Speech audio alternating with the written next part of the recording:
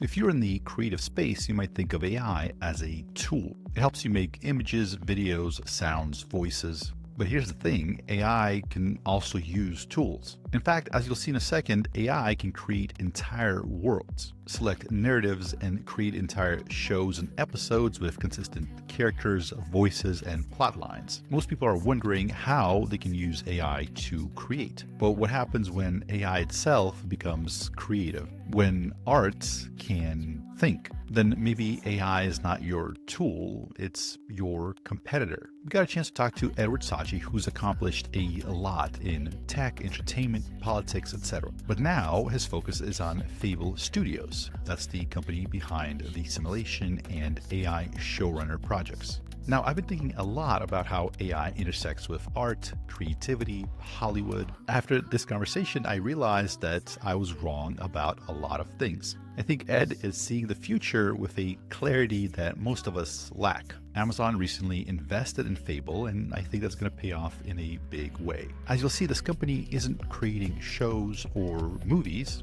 They're creating a brand new medium. It's a medium that's created by AI. So hit like to feed the YouTube AI, and let's take a look at what the future looks like. Hey, I'm Edward, CEO of Fable, which builds Showrunner, and we are at the intersection of AI and film, AI and television, and really trying to explore what it means to make playable movies and playable TV shows. All right. So yeah, maybe we could start by just asking you, what have you built? Because you've been playing this game a little bit longer than most people in the space. You've been thinking about AI, and Fable's, it was making headlines 2-3 years ago even. So what have you built over this time? So yeah, we sort of started with the South Park research, sort of showing that you build the town of South Park and let what's happening to the denizens of this town generate episodes of what's going on in their lives. And that's really been our thought from the start, which is, this path of clip by clip kind of, you generate a ton of clips, you edit them together, and you really just try to make the old medium of cinema and shows in a new way. We thought that was really narrowing the opportunity with AI, the artistic opportunity with AI, which is that this is a whole new medium, and it's a new medium that is intelligent. It's an aware medium. It's remixable. It's playable. It's multiplayer. And so really from the start, we've been thinking about this as a new medium. And so that's really been the goal. And so with Showrunner, we want people to interact with this new medium, to make their own shows and to create. So South Park has a TV show. It also has had video games. Is this 50% of each? Is this in between, or is this a different type of entertainment? Yeah, I think people who grew up playing games and watching movies have dreamed over the last, since games became mainstream, of a new, total art form that might take ideas from each of these.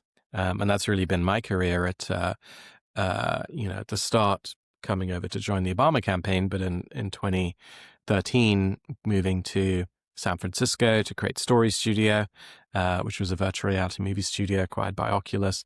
And that was similarly, what is this play space in between a game and a film?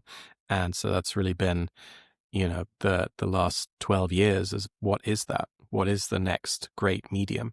And, that's been my work. And I think AI, and AI people and AI characters, that's the play space that I care about.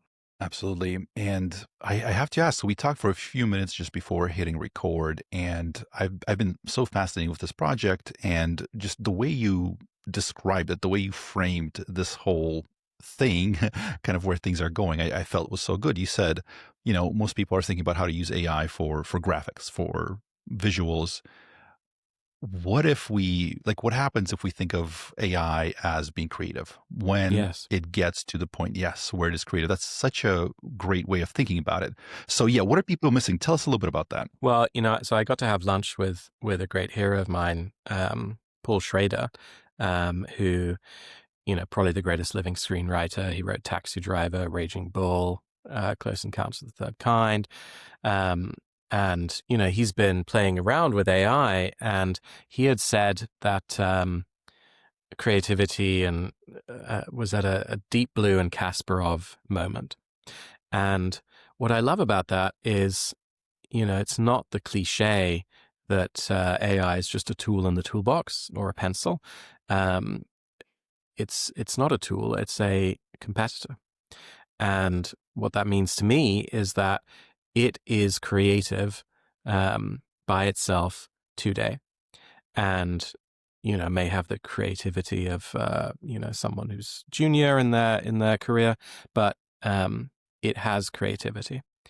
And I think that's something that an Andy Warhol would have found fascinating, a Da Vinci would have found fascinating, and Aristotle, who spent so much time trying to define what a truly convincing character might be.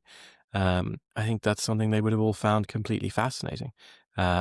So, if you tell people it's just a tool in the toolbox, often I find that what they're really trying to say is, it's okay, don't worry, nothing's going to change. And that makes people much more frightened, right? It's like, well, what are you hiding? It clearly is more powerful than that. So it feels like you're not saying what you really think. And I think that is a problem. I think the real truth is that it is creative by itself today, and that is creatively invigorating and intriguing, and that it is the beginning of a new medium. And I sort of, when people say it's just a pencil, I sort of think about, there are no pencils. They get up and start writing by themselves. We should be not thinking of it as the paintbrush, but as the hand. And so I think that's scary, but it's exciting too. It's strange, and think about what that means for us. And I think what it means is that the human artist in this medium becomes a world builder. So that might be, sort of a sinister example, but the Ed Harris character in Truman Show, kind of building out the world and the kind of the story world and the characters and all that. But it aligns totally to the work of a film director, building out the story world in their minds. So, what I envision is, on a Friday, a movie comes out in the cinema, day and date, a model is released alongside it. And by Sunday, there are millions of new scenes in this story world. There are thousands of new episodes. There are tens of new movies, all owned by the original IP holder, all monetizable by the original IP holder. But that's a very subversive, and I think, to gamers, it's very normal, this idea of modding. But in cinema, that hasn't really come for movies in the same way. So, I think it's very exciting and very strange, and yeah, I'm in. Well, yeah, absolutely. The idea of modding, sometimes games get released, it gives players kind of a playground to build the mods, their own versions, or some different spins on the games. And some of them become not only bigger than the games, some of them launch. I some love of them the launch from subversiveness genres. of that, right? I mean, Yeah. Dota is a much bigger game than Warcraft 3. Yeah. And so there is really no equivalent in cinema. And I don't really know that remixing a song, you could say that is an equivalent, clearly. But in cinema, there's no equivalent. But I would, I could give the example of Rosencrantz and Guildenstern are Dead, which is a Tom Stoppard play. He went to Hamlet and decided, what if we were to tell the story of Hamlet from the perspective of these secondary characters, and they're going to think they're the main characters whilst this terrible tragedy is playing out. And it's a very humane thing. So the idea that let's say, take The Simpsons, which it is not, was a showrunner show. Someone might say, I really want to make the Mo show. I want to make a show just set in his bar, and I'm going to, make characters that will be coming in and out, and I want to go deep into this life. And that show might become incredibly popular and have a lot of originality and sort of strangeness to it. And that would all still be owned by the IP holder, all still monetizable by the IP holder, just done because of love through this person, which is a little different to modding. We can talk about that. But I think that's very weird, and I think that is appropriate for the very fragmented way in which the world works now, for our art to reflect that sort of fragmentary nature. So I think once you just click that it's a new medium, then it's very big. And what's been happening, I think, in the last 2 years in Hollywood is that it's been smushed into the shape of the old medium so that people feel comfortable with it, so that they say, okay, well, it's just cheap VFX. Okay, it's just a cheap animated movie. And, that's a very small way of looking at it. And I also think there's a lot of AI VFX studios that have come up that are narrowing to just VFX. And just a quick follow-up, because I know sometimes people ask questions about this. So for example, with the simulation, with Showrunner, what is the advantage? So for example, for people that are familiar, you guys recreated the entire town of South Park, characters ran around, and then out of that emerged, a more or less typical South Park episode. But it wasn't just the scenes that were created. All the cast, all the characters were living their day-to-day lives. They were somewhere in the town. So if you're watching a scene here, there was stuff happening. What's the advantage of that? Maybe help people understand what. Mm-hmm. So, right now with AI video, we're pulling from latent space, right? And so it has a randomness. And let's leave aside aesthetic randomness, the likeness, which is obviously a problem. But think about the world. I'll give you an example with Friends, the show Friends. So we all know through watching this show that it's in New York. New York has particular rules of like how it works and where things are and all of that. And we also know that Joey's room, actually I'm going to do it correctly. Chandler's room is next to Joey's room. Then there's the living room. Then there's the corridor. Monica and Rachel's down to the cafe. And using AI video as it exists today, you would be not Showrunner. You would have, if Chandler left his bedroom, he would be faced with a completely different living room every single time. Go to the corridor, completely different corridor. Someone else lives opposite. There is no cafe. Now it's a restaurant. These aren't just aesthetic things. These are important logical elements of the world that mean you can't actually invest with any emotion into this being a real place. So you need to build a simulation for there to be a grounded truth about the life and lives of the characters. And we believe that simulation is the key on many levels to realism. That you can't just build characters as brains in jars; they have to have a context. And actually, the Black Mirror episode "Joan is Awful" was actually one of the first times I'd ever seen these ideas connected, of like a Netflix-like streaming show connected to a simulation. And it's not an immediately intuitive idea, but The Truman Show is clearly another example of it. If you want to actually get to where we want to go, which is you're at home, you got your Netflix of AI open, and you click plus, and it generates you another episode. That's so different to clip by clip. You're a professional person. There are 10 of you. You're all generating these clips and editing them together. It has to know everything about that world and what's appropriate and realistic. So I think simulation is vital. And people in AI do talk about simulation in AI video. Runway, the rest will say we're a simulation company. But what they mean is physics simulation. And right now, when the industry went from generating 1 second to 8 seconds, it revealed a huge number of problems in physics simulation, right? The acrobats, they're all falling down, the athletes and all that, too many legs. And when we go from 8 seconds to 10 minutes, which is what all we care about, is what's it going to be like when you prompt to 10 minutes, to 20 minutes, to episodes, to films. Then it's not going to be physics simulation. It's going to be appropriateness of behavior simulation, how these characters interact with each other. Does it feel right?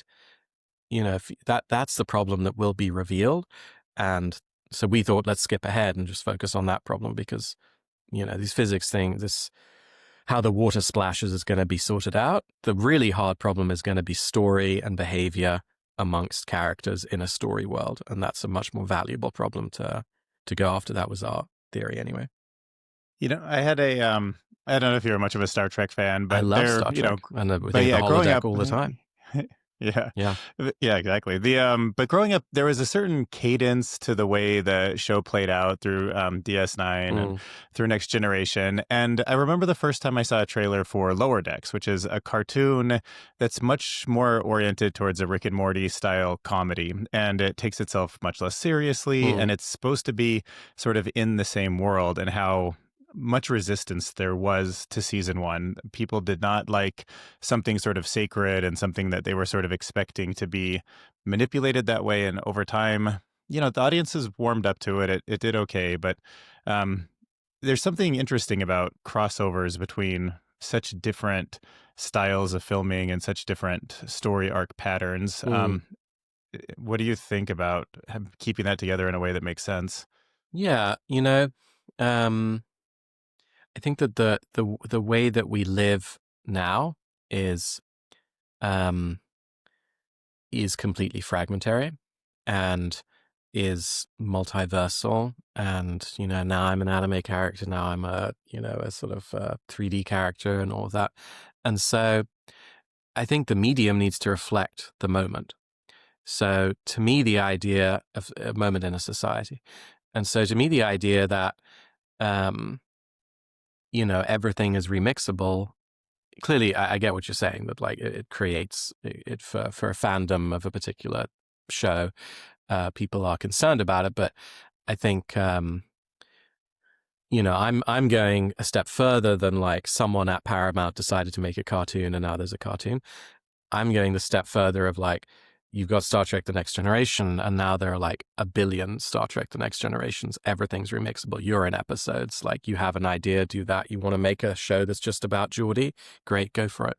And so I think the reason why I believe in it is that it reflects the complete insanity of the world as it is today.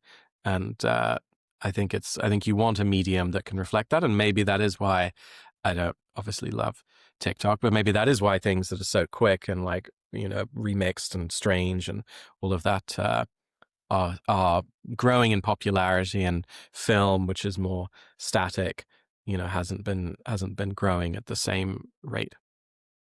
Yeah, I could see the benefits in the remix. It certainly is very creative. And then I also noticed a small portion of society seems like they're craving the consistency. So, I mean, they'll be obviously easy to watch Friends repeats thousands of times. And certainly Netflix is making a lot of money playing the exact same Friends episode because people seem to just fall asleep to it or relax to it, or it takes them out of the choice paradox where you're overwhelmed with choice. But, there's a place for both, I guess, in the future.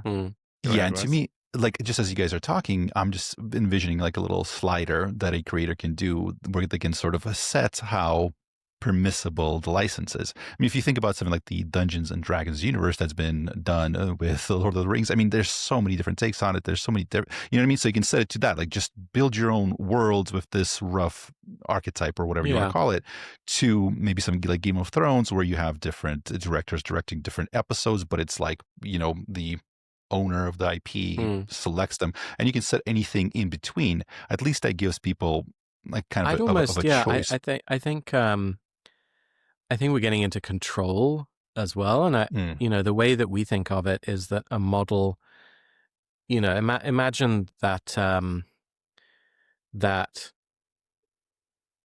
3 years from now, a Star Wars 1 model might be much bigger than a Gen 6 or a VO6. And that would be a model that wouldn't just be an aesthetic model. It would have baked into it a complete, not just an understanding, but actually artists having worked on it, lock things into the model that are immutable, different characters, planets, so that by engaging with the model, you're exploring something that a group of artists have thought through, which is not how it feels right now. How it feels now is that when you're engaging with a video model, you are using a tool. If it doesn't do what you want, then you're annoyed. And if it does what you want, then it did well. This is very different. You're engaging with the model in order to explore and to immerse yourself in an artistic experience that artists have made. And because the model is an artist too, the AI is an artist too, it's going to be making interesting artistic decisions in a highly constrained way, not just guardrails like the stormtroopers shouldn't do X, but more than that, like we're unfurling to you a particular narrative experience. So in that sense, it has a sort of massively multiplayer kind of look to it.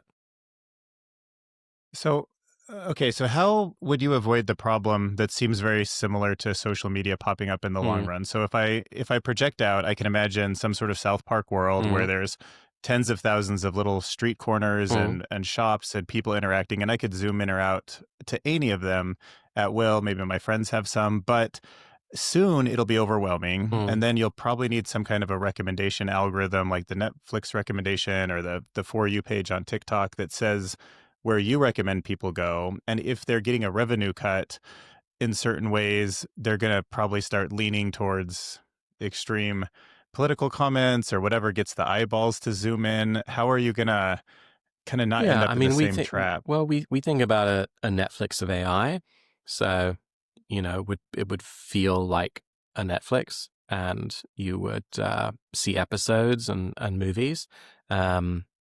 So, I think just being a bit longer form in and of itself can sort of help there, that you're not just trying to get this tiny little aggressive hit of a non-fictional clip on a TikTok. And the best episodes, get the most views, and you kind of draw more and more attention to those. But I do think because we are noticing that one of the use cases that people have is uploading themselves and their friends, I am thinking about social media a lot, because we've talked a lot about IP. We haven't talked so much about users creating their own IP, but that's something too. You create your own show, and then people can come and they can make with your show. They can make scenes and episodes. But the kind of third use case that we think about is people telling the story of their life and their friends' lives. So you could imagine a show in university or at kind of seniors at high school, and let's imagine you're a new student at a new university. You upload your friends, you upload the layout of the university, teachers, parents, and every day at the university is a kind of narrative warfare as to what actually happened that day. And you're sort of seeing scene by scene what is going on. It's a show of the university. And I think that's ripe for bad things. So we have to kind of think about it. But I think that is the future of social media, is that it is, people have said metaphorically that the social media is the show of your life. I think that's going to be even more true, in that instead of group texts and all of that, you would actually have scenes of what's going on with you and your friends' lives being generated and remixable and editable by each other. So, you're the star kind of thing. Instead of everyone gets their 15 minutes of fame, everyone gets their 7-season syndicated TV show in the future. We'll see about that. But as you say, that's just repeating all the problems of social media. So we have to think about how to change that. But I guess, I don't know, does art have the same responsibility as a communications platform? I don't know. I think the purpose of art is to disturb and to wake you up and to reflect the strangeness of the world around you. So I don't know that it has the same burdens as a social media network. Yeah. So recently, there's a game called Red Dead Redemption 2, which is a very complete world. That's one of my those types of games are one of my favorite. Okay, perfect. Yeah, exactly. There's a video on YouTube, and I think it has million plus views, Mm, where the guy decides to track the bird. So if you startle a bird, it mm, flies up and flies away. So he decides to follow it to see. My point is that it's such an intricate design of the world that the yeah. birds don't just disappear; they fly off, and they have some migration patterns and just whatever. And it feels like living in this living in this you are in a living world that goes on without you. You're just Yes. one cog there. You have an effect on the world, but you're just one minor portion of it. And what you're talking about seems to be able to definitely create something like that, both to generate stories, but also to be part of it. Is there going to be like an intersection between video games, interactive games, and these movies, films, etc.? Is that line going to get a little bit more blurred? Totally. Well, that's why we say our goal is to make playable movies and playable TV shows. So, instead of you watch the movie in the cinema and then you can't really do anything. Now you watch the cinema, go to the movie in the cinema and you pull up the model and you start playing. You start kind of, playing within that story world. So making movies and shows playable is exactly it. And I think ultimately that ends up at the holodeck. That is what I think, that's where it'll all end up. And so that's very different to the studios that have popped up, which are really, when you boil it down, focused on making cheap animated movies and cheap VFX shots. On some theory that like people are going to excitedly go to the cinema saying, God, I heard Bob Iger saved a lot of money. I heard he terminated all these people. It's so exciting. I've got to get out to see it Friday. And it's also based on the idea that you want to win. You want to be the king or queen of VFX. And so I sort of imagine this person with these AI studios, clambering over all these dead bodies. He's got the pile of bodies. He's got the crown of sort of, I'm the king of VFX. This is not a crown you want to win. This is a very brutal industry. I mean, if you've ever met anyone in VFX, it's highly stressful. Terrible deadlines. The studio will just give us a proposal, and they go with the cheapest proposal, not the cheapest, maybe the second cheapest proposal. It's very tough. And so you don't necessarily want to win that. And so instead of, let's use AI for cheap VFX and cheap animated movies, I think you can see that what we're trying to ask is, if this is a new medium, how does it work? What is the grammar of it? What is the language? And what's the coherent product vision to go after that? Because people do often say it's a new medium, but then when you ask them, okay, what does that mean? Really is just cheap VFX shots. So I think we've got to think bigger. Absolutely. Yeah, that makes a lot of sense. And so for people, so let's assume this is exactly where everything is going in terms of AI is going to be creative. It's going to create worlds. It's going to allow us to save money. If you're the creator of the show, it's going to allow you to save money on VFX shots, voiceovers, actors. You don't need a big studio to greenlight the project. Let's fast forward 5-10 years, whatever. Like, where's the puck heading for creators? People that want to be part of this wave, this revolution. Like, what should they be? I think they should be thinking about the model as a work of art. And I think that's the error. So the world that I could foresee, and Elon Musk talks about this, and maybe we all don't believe that if he gives a deadline, you've got to times it by 10. I think we've all learned that. But he was saying the other day, Grok being able to generate 20 to 30 minute episodes. He was saying 4 to 6 months away. It's definitely not 4 to 6 months away. But he's thinking the right way, which is the next studios will be Grok, Claude, OpenAI. And I don't mean they're going to be buying studios, maybe, but like, I'm saying it's going to generate entertainment. That's really scary. OpenAI is working on a movie right now. Right. Yeah, we should talk about that. So, the future is that the future is that some of our entertainment will be generated. And so if you believe that, which many don't, there's no need to, I believe it. Then the artistic opportunity would be in treating the model as a work of art instead of that you can put a lot of energy into and lock in immutable story elements. Easter eggs is a cheap way of putting it, but take a Star Trek example. A group of artists have put in a huge amount of energy to a Star Trek 1 model that allows you to explore, to go on adventures, that has locked in elements and characters and relationships that it understands.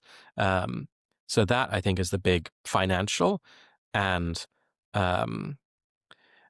artistic opportunity. A little bit like the beginning of games, right? They didn't make that much money, and now they make a lot more money than movies. I think that's a similar opportunity for AI and creativity.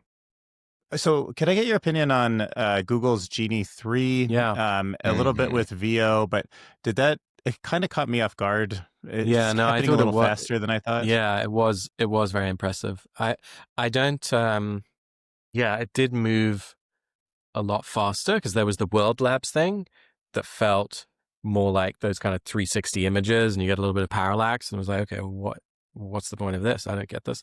And then there have been two paths, one that's like with full geometry and like understanding it on a three-dimensional basis, and one that's video only, and both are exciting and interesting.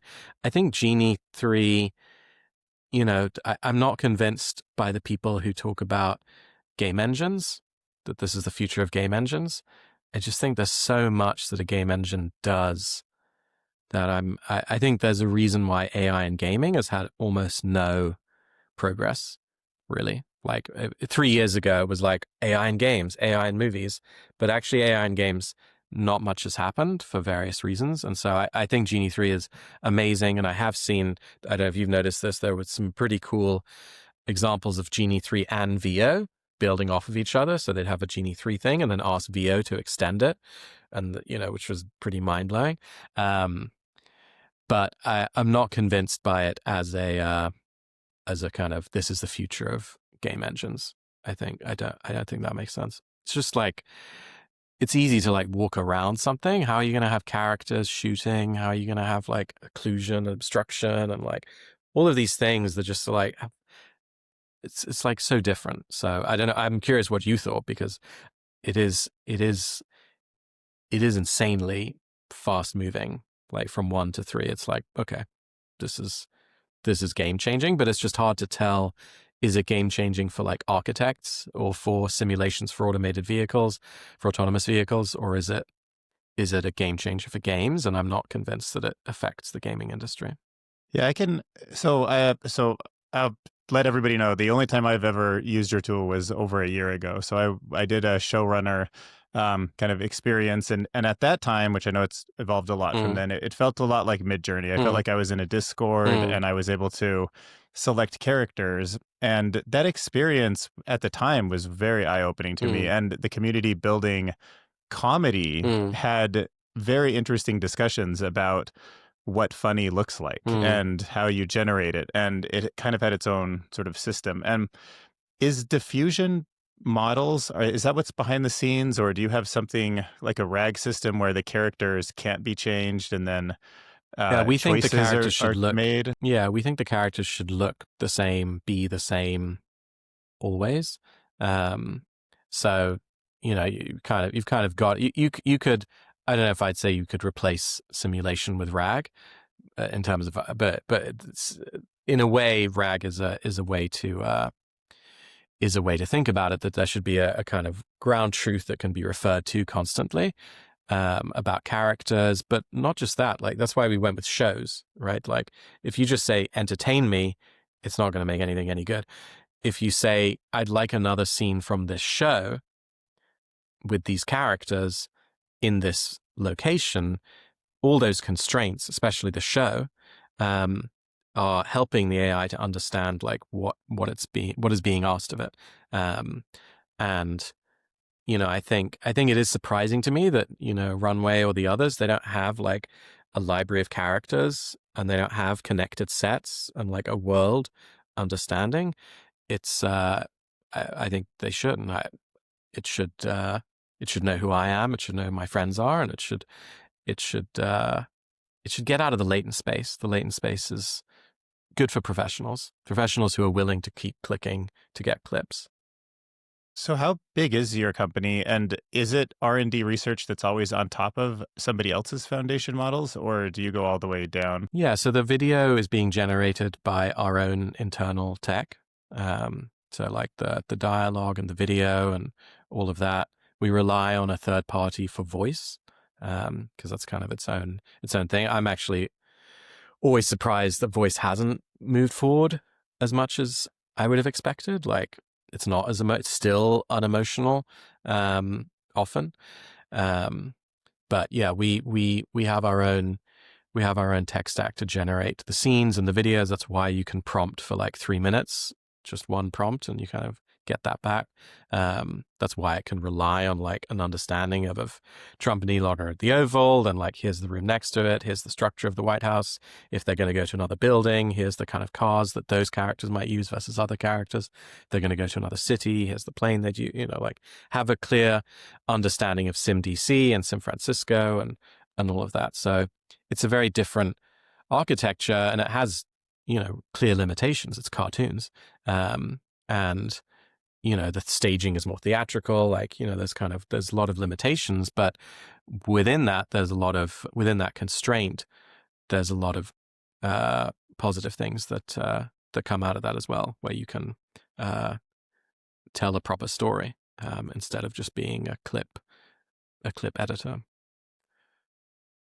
Yeah, makes sense. And just to answer your question about, you said, about G3, what do we think about it? So my understanding, it's not, so I don't think it's a diffusion model, although a lot of those are. I think what they're building it for, honestly, is to create quick simulations for training. Like if you want to train a robot, like, so just run 1,000 simulations quickly. So it's not about long-term coherence. It's about, can we rapidly play out these 1,000 simulations? Yeah. And then I'm wondering, so for the voices, so the best AI voice that I've seen in terms of emotion and sparking that human feeling is Sesame AI. I wonder if you played around. Oh, so you feel that even that's not? No, I said Brendan's thing. I said Brendan's thing. Brendan Iribe, who's he's the CEO. He's the maker of Sesame. He created. He was the CEO of Oculus, so we know each other from. Oh, from and he's doing Sesame AI. Oh, I did not know that. Yeah.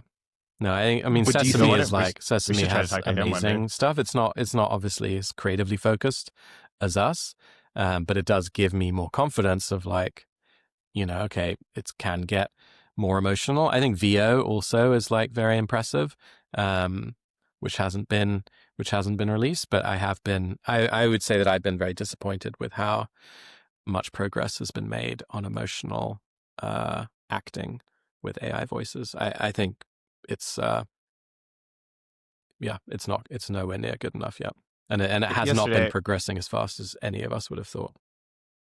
Yeah, I'm looking for. Yesterday, I was playing with the sound effects from the version 2 of 11 Labs, and it could make pretty awesome sound effects. So hopefully, the characters in your stories, when they drop something on the ground, it's just like, the glass breaks, the table thumps, and maybe there's a certain comedy to the right sort of sound effects too. I mean, cartoons. Well, that's again why like the show is so important. Like, is it a comedy? The genre, like, the more you narrow, the further you can go. And I think that's probably our core philosophy versus many others, which is like, let's let you do anything. Ours is always like, how do we narrow? How do we constrain? Because we think better creative work comes from that. And I feel like go on.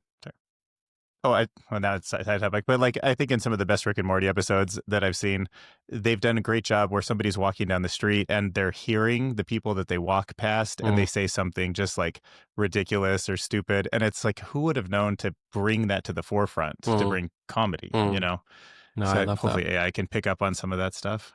Well, we chose Exit Valley as our first show, which is a satire of tech, with Sam Altman and Elon Musk and, Dario as characters with their voices, because if they're, these people are going to become the richest people to ever live. And so why shouldn't we use AI against them to satirize them a little bit? I think that they can handle it. And I think, if they think it's okay to take everyone's voices, great, let's take theirs, and like, let's make fun of these people a little bit. So I think comedy and satire are good in many ways, in that it's satire especially is a tool of the powerless against the powerful. And I think using it in that way is very appropriate. Can you? Oh, sorry. Just really fast. There's a few episodes that I made with the people you just mentioned, plus Ilya Sutskever, Mark Zuckerberg. That I some of them I did not publish because I was like, there's a line. This is crossing it. Funny.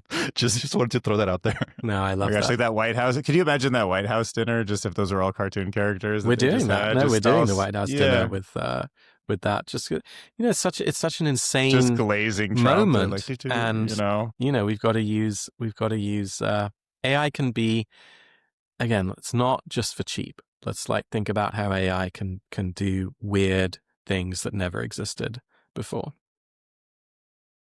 Can you share any insights into what Matt Stone and Trey Parker think of the project? I mean, you probably know them better than most people. They've built their own deepfake company, and they have a new deepfake project, which I think is going to be released next year, a film. So I'm extremely excited about that. And I think that they, it's kind of two things, right? Because one is, what do you think of AI? They're very in favor of AI. What do you think of your baby being, ruined by these terrible people, Showrunner? Different feelings.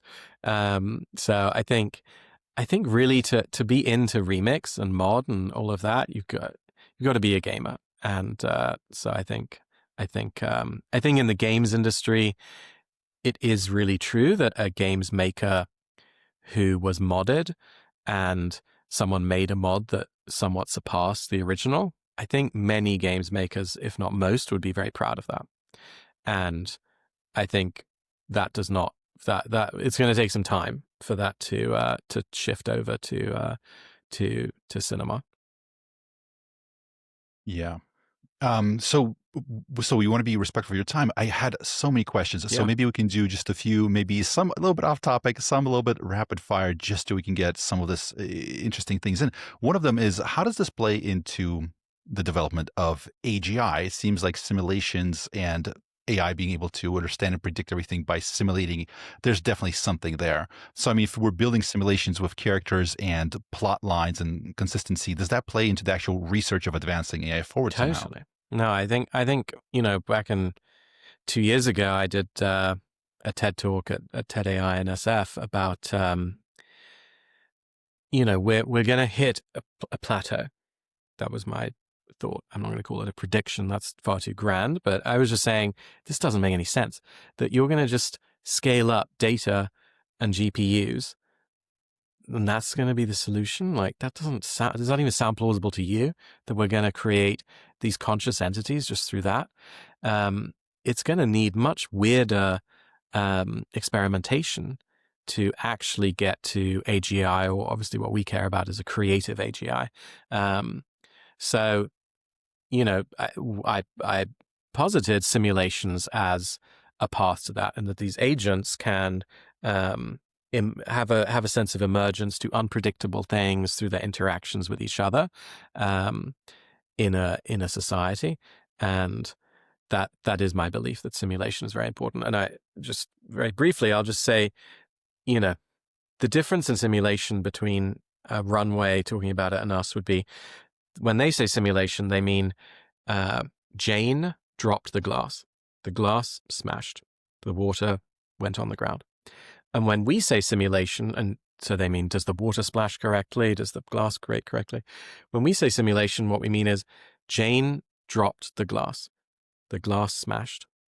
Her husband shouted at her. That night, they sleep in separate bedrooms. And so that's the real world that you're actually simulating. And I think that's exciting and weird, and that's where we should all be going and focusing on, is simulation. I think there's so much ripe area for research. And if you last thing, if you remember the multi-agent simulation paper by June Park, yes, think about the delta between how much attention that got and how much impact it had. I don't mean in a bad way, but there's been so little follow-up Like, it's like we can all tell that that's important, but nobody can figure out how to really get their hands around, like, what do you actually do with simulations? So I think it's a really fresh area for research. It was Dude, such an early paper. It was incredible. Sorry, Dylan, go ahead. No, I remember that too. But you know what's crazy to think about is what if what if consciousness or some kind of really high level intelligence just comes from a sufficiently complex adaptive system, and you keep evolving Showrunner into these worlds. That's exactly what we I know, posited. but you're gonna you're be like a god. Like to those people, you'll be like the god of their universe. You know what I mean? And you'll have to deal with that. Well, I mean, I guess I think of it more in terms of the Turing test, that the best way for an AI to pass the Turing test is to stop talking, because it has better things to do than chat with you, right? Because no human could talk for 72 hours straight. So they failed the Turing test right there, every single one of them.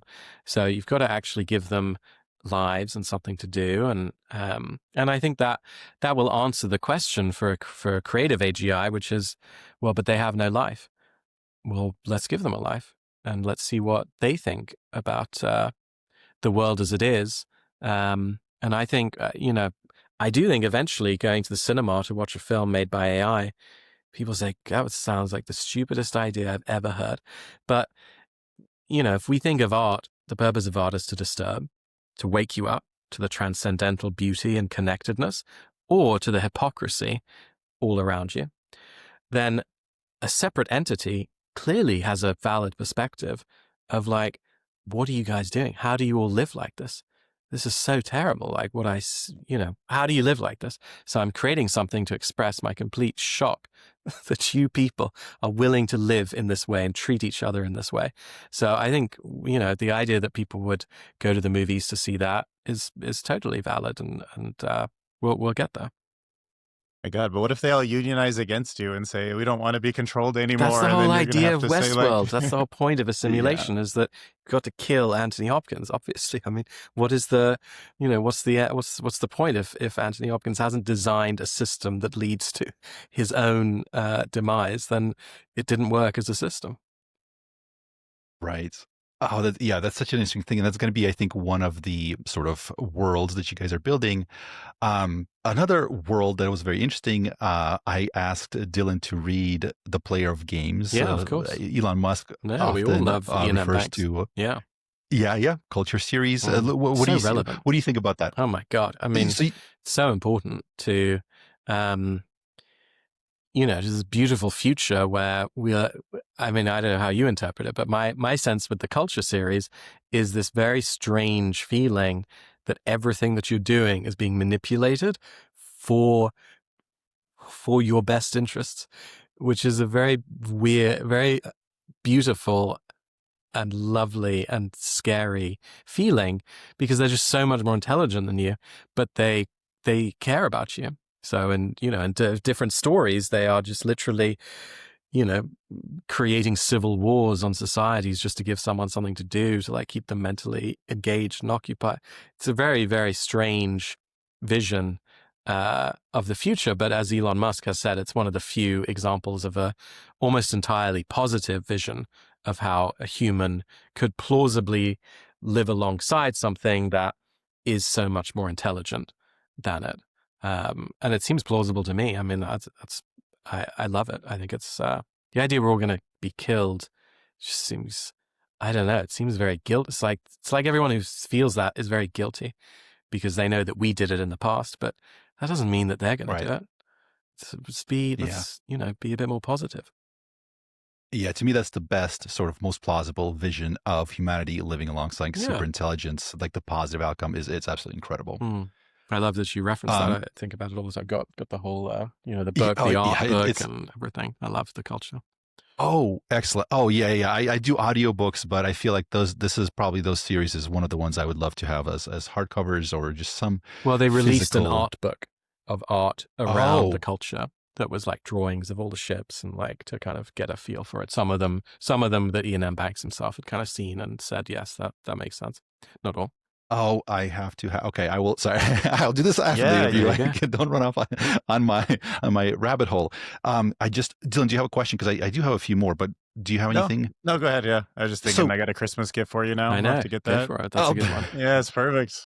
I believe you do transcendental meditations, Yeah. like a lot of people that are just incredible, accomplished great things. Maybe is there anything about that you can tell us? Yeah, I would just say, I think Catching the Big Fish is a terrific book by David Lynch, that gives a feel for what he was able to find creatively. Obviously, perhaps the greatest recently living filmmaker. And I think it's a very powerful technique to connect. Do you recommend any other books and movies? Like, what are the things that are most influential, especially in this sort of kind of envisioning the future sci-fi world? Yeah, I can give some obscure ones, since I would want to give things people may not have seen. World on a Wire by Fassbinder is a very cool film. One of the first films really about a simulation of simulated beings living inside of a computer. 13th Floor is a very cool kind of late 90s movie that's not as well known as some of the others. And then in books, I wouldn't want to recommend anything outside of the Culture series. I think that's, if anyone hasn't read it, they may as well just go straight to that. Absolutely. I should leave that in the show notes for all my videos. Just leave that as a recommendation. So yeah, 13th Floor was excellent. I think it came out it's same year as The Matrix. So I think it just got completely kind of got overshadowed. killed. Yeah, but it was a good movie. Yeah, nicely thought through.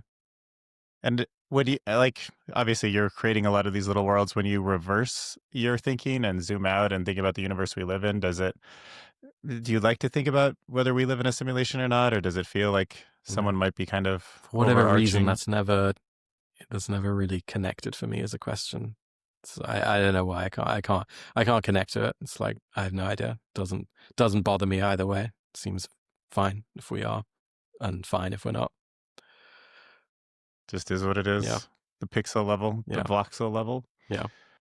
So what are some of the, like, most people know kind of the existing genres right now of film and art. Are there any new genres or anything like that AI will create, something that's going to emerge out of this?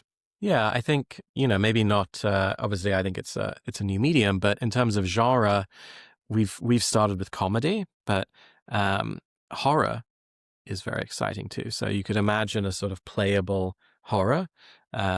So, maybe you watch a horror movie, and then you want to go deeper into that world, and through prompting, you are scaring the hell out of yourself. So, whether that's uploading yourself as the character or you're just going deeper into it. And I think that's what's great about that, is it kind of illustrates the point that, again, for horror to work, you need anticipation, you need surprise. So these all mean that the model itself is making creative decisions about how to scare you. So instead of it being a tool, it is the work of art that is kind of freaking you out. So I'm really excited about some of the playable horror movies that we're building out. Count me out. No, you don't want your own house, and you're just sort of watching it and like, wait, why am I on the couch? And who's this person behind me on the couch? Just imagine if I'm playing a video game with a superhuman AI that's trying to scare me. One of the scariest things it could do is when I exit out of that browser, my phone rings, my refrigerator dings, like my car like has something, and I'm like, did the game turn off? Am I being attacked? No, I've thought about that a lot, that you would have to go into the game. I've thought about something where like a game NPC would be like, you have to kill me, or there are going to be like consequences in the outside world for you. And then it's kind of like texting you or sending you stuff or like doing stuff to scare you in the real world. And then you have to, to stop that happening, you have to do something in the game to like turn it off. So that's a Black Mirror episode right there. Yeah, no, I think there's a lot around horror. I do want to make one recommendation, actually, such a huge recommendation, which pretty much nobody's ever played, even though it's the best game of the last 5 years. It's called Immortality. And this game maker is now working with Brandon Cronenberg and Blumhouse to make his next game. Immortality is a complete masterpiece. and it's a video game that you play by working on a sort of old moviola editing machine. And so you get a scene and you match cut. So let's say they're holding a Diet Coke, you match cut to get other scenes with a Diet Coke or other scenes with this character, and you unfurl this narrative through exploration. And I think that actually is a lot of how this might feel artistically, which is that, within the model, it has a clear story and world that it understands, and you, through prompting, are exploring it and kind of getting to know that world and, to an extent, unfurling a narrative. So I'd strongly recommend the game Immortality. It's a complete and total masterpiece. Phenomenal. That's on Steam. We'll link it down below. It's on like a real world crossover with something like it's a Netflix game Da Vinci Code. Oh, okay. Oh. Go on, Dylan. Sorry, no, so it's like something in the real world that's more like American or National Treasure or Da Vinci Code, where you're like walking around the world and you're interacting with the game. Sounds amazing. I think it's just the horror thing that would be. I just couldn't handle that level of scare. I was so happy that you said that, because I've always said it's comedy and horror. Like that just to me seems. For some reason, I've had the same feeling of like, okay, what's next? Probably horror. And there's people are going after this microdrama romance stuff. These microdramas where it's like billionaire, wolf dates nanny kind of thing. Like that's sort of these romantasy microdramas where you get a minute each. And it's fine. I mean, clearly there is something there. So you sort of have romance, horror, comedy. I think those three are the big ones. But as someone who's not a consumer of those, I think horror is the next one that we're going to be really excited about. And there's 2 projects that we're working on, 2 films that will become playable horror movies. So you watch the film and then you kind of play in that world and scare the hell out of yourself and your friends. Yeah.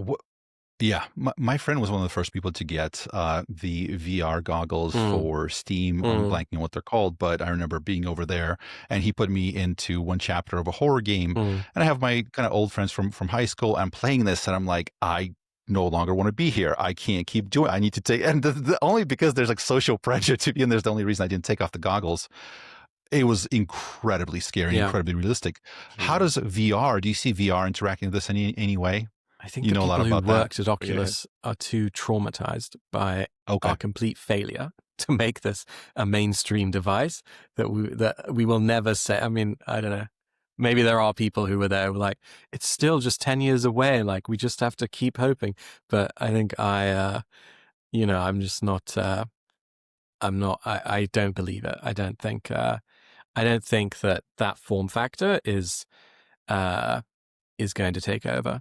Potentially even the glasses, but for it to be VR, you'd need glasses that cover themselves up. So like, does anybody want that? I don't know. We put a lot of energy into exploring it as the next great medium, and I think that the answer is very, very hard to see that becoming the mainstream way to play games and movies, or the next great medium that replaces games and cinema. It does seem like the microdrama might be a place where you'd want to kind of think about building a system around, because I mean, it's technically just like an app. No, it's very I wish I watched them more, because then I would have more intuition about like how to design. So I'm talking with someone who actually does a really great AI filmmaker who is interested in them himself, and so I'm hoping that he and I can work together to build out how that might work, because it's a huge opportunity. It's just when you don't actually enjoy it yourself, it's hard to know should you really be doing it. You might make sense business wise, but you're actually going to make anything any good? Yeah, I don't know if you know, Wes, but they like completely took off in China. So people are like, why is the U.S. not really? No, I think it is. I think it is. It seems taking like off in the U.S. Actually, over. I think that. No, I think it already has. Actually, if you look at Real Short, it's like often in the top 10. Yeah, that was 2 years ago that they were like, oh, it's China, but why do we not like it? But then we did like it apparently, and now there's tons of them. So if you look up Real Short, you'll see. I think they're the number one. They're generating hundreds of millions in revenue, all with like American actors and stories. And it's interesting because AI may not actually make it much cheaper than they can make it, because they use green screens and it's like really, really cheap per minute. and you get the benefit of real human actors. So how much AI could disrupt that? We need to see. It may not end up actually being cheaper than doing it the way that they do it currently. Well, So, yeah. I think we so could last probably wrap it last up. thing, just so you mentioned that this might not be the most interesting thing for you, but you want to get into it, but it's just not what you're super interested in. Like that idea of taste, how important is that going to be just the most important thing when you can make everything with AI, is just having great taste, the thing that differentiates you from everybody else? No, I think the way that I see it is there would be like, 200 people working on a model and giving the model taste. So taste around that particular story world. So, the Star Wars one example, the Star Trek one example, meaning numbers of models. So no, I'm not. I think it's more about the people putting their love and artistic attention into the model having taste, just as in cinema, what you care about is that Scorsese has taste and has judgment about his decisions. It doesn't necessarily matter that my taste doesn't make, Taxi Driver a better film. So no, I don't think taste becomes more important. Yeah. I don't know. It's just so wild because, I mean, if I think of the Starship Enterprise, anything could be in there. You could have a horror movie down in the engine room. You could have a romance happening at the Totally. bar. You could have Well, you could just the have more. adventure You could at just the have more front. stories, right? I mean, it's such a Yeah. touching world, that and I think the Orville basically did this, where they kind of were fan fiction. Not that I like that phrase, but it was just lovely to have these characters going off and having adventures, and you kind of never wanted it to end. Yep. Just like this podcast. You never want it to end. There you go. Well, But thank you, everyone. sometimes time runs out. Yeah, Yeah. thank you so much. This was great. This has been absolutely incredible. Yeah, really fun. Thank you so much. Are you still doing the waiting list thing? What should we tell the audience go about? to How can they get involved? go to showrunner.xyz or go to Fable Simulation on Twitter. Okay. We'll have all the links below. Check it out. You can build some incredible stuff. There's so much more coming soon. You've given us so much to think about. It's obvious that you think about this very deeply. There's so many like ideas that are brand new to me that you've mentioned that I definitely want to think more about. And thank you so much for all the recommendations. They've been phenomenal. I'm definitely looking forward to checking some of these out. Absolutely. Try Immortality. And Immortality. That's going to be, I'll load up Steam after this. Cool I said game. Steam because I use Steam, but yes, it's everywhere. So check it out. All right. Bye, everyone. Thank you. All right. Well, thank you so much. And everybody, we'll see you in the next one.